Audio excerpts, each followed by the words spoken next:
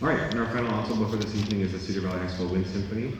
We'll be performing two pieces for you. The reason we are doing two instead of three is because the first one is almost 15 minutes long and has plenty of fast and slow to meet the requirements of the festival.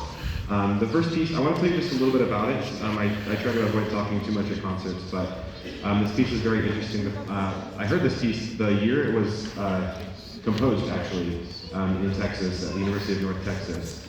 One of the very first performances of it. I remember sitting there thinking, that is one of the most amazing pieces of music I've ever heard in my entire life.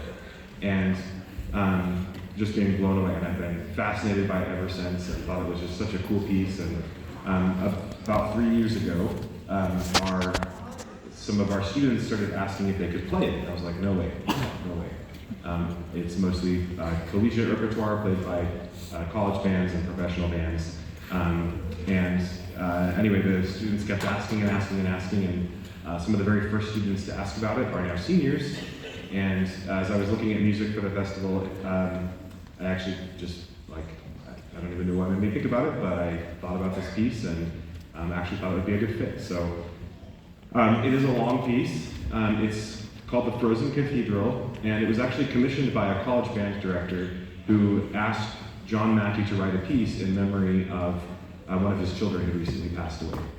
And as they talked about what they wanted the music to sound like and what kind of a tone the piece wanted, they wanted to write a piece that was largely driven by the emotion hope and peace, in spite of it being dedicated to the loss of this band director's child.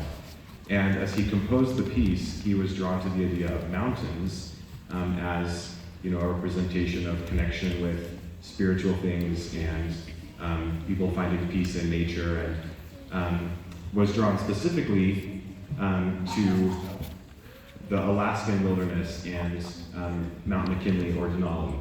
And as he wrote this piece, that was what he was picturing in mind. And John Mackey is famous for, he doesn't name any of his pieces. He writes them and then his wife names them.